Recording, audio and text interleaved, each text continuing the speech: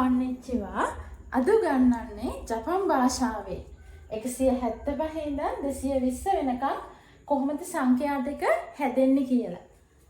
හරි. ජපන් භාෂාවෙන් අපි කියවන විදිය බලමු. 175 හැදෙන්න ඉස්සෙල්ලා ඉලක්ක එකතු කිරීමෙන් බලා ගන්න ඕන කොහොමද හැදෙන්නේ? 100යි 70යි 5යි කියලා තමයි 175 එකතු වුණාම හැදෙන්නේ. එතකොට 100ට කියන්නේ හයකු. මීට කලින් වීඩියෝ එකෙන් මම කරලා ඇති 100ට කියන්නේ හයකු. ඊළඟට 70 හැදෙන්නේ කොහොමද? 7ක් 10 විදියටනේ. එතකොට 7යි 10යි. නානාජු 5ට කියන්නේ ගෝ. එතකොට කියවන්නේ හයකු නානාජු ගෝ. නේද? ඊළඟට 180 හැදෙන්නේ කොහොමද? 100යි 80යි. 80 හැදෙන්නේ කොහොමද? 8 වරක් 10 විදියට අරගෙන. මතකයි නේද මම කියලා දුන්නා ඉස්සෙල්ලා වීඩියෝ බලපු අයට මතක ඇති. මේක ඉස්සෙල්ලා පොඩි සංඛ්‍යාව ඉස්සරහට දාලා ලොකු සංඛ්‍යාව පිටිපස්සට දාලා තමයි ගුණ කිරීම කරලා 80 හදාගන්නේ. හරි.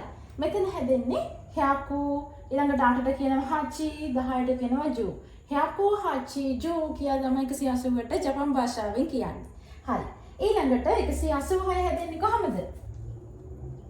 100යි 80යි 6යි විදියට. ඊළඟට 80 හැදෙනවා නම් 8 වරක් 10 විදියට ගන්න. 100ට කියනවා හයකු. දැන් 80 හැදෙන 8 වරක් 10නේ. හචිජු 6ට කියනවා රොක්කු නේද? හයකු හචිජු රොක්කු. 190 කොහොමද හදන්නේ?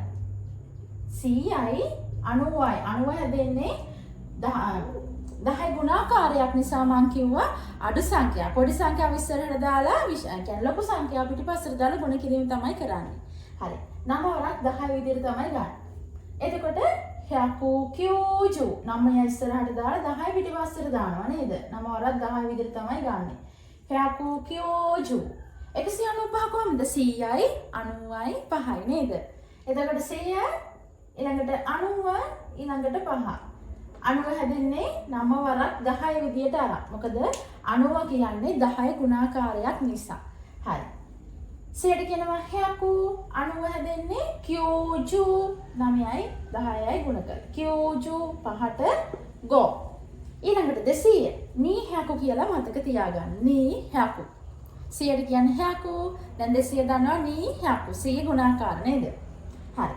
ඊළඟට 207 207 හදද්දි 200යි 7යි. 200ට කියන විදිහ මිට උඩින් තියෙනවා නී හයකු 7ට කියනවා නනා කියලා නේද? නී හයකු නනා 207. 220 කොහමද හදන්නේ? ඉස්සෙල්ලා මෙහෙම වලට අමතක වෙනවා නා. ඒ කියන්නේ ඉක්මනට මුල් කාලේ ඉක්මනට හදාගන්න බෑනේ යාළුවට ජපන් භාෂාවෙන් ඉලක්කමක් නේද කියන විදිය. ඒ හන්දා මුලින් මේ විදියට ගණනය කිරීම කරගෙන ඊට පස්සේ හෙමින් ජපන් භාෂාවෙන් ඉලක්කම් හදාගමු. හරි. 220 කොහොමද හදන්නේ? 200යි 20යි. 20 කියනකොට 10 ගුණාකාරයක් නේද? 20 කියන්නේ 10 ගුණාකාරයක්. එතකොට හැදෙන්නේ පොඩි සංඛ්‍යාව ඉස්සරහට දාලා ලොකු සංඛ්‍යාව පිටිපස්සට එකතු කරනවා. දෙවරක් 10 විදියට. එතකොට 200ට කියන්නේ නී හයකු. 2ට කියනවා නී 10ට කියනවා ජු. එතනින් 20 හැදෙන්නේ. 220ට කොහොමද කියන්නේ?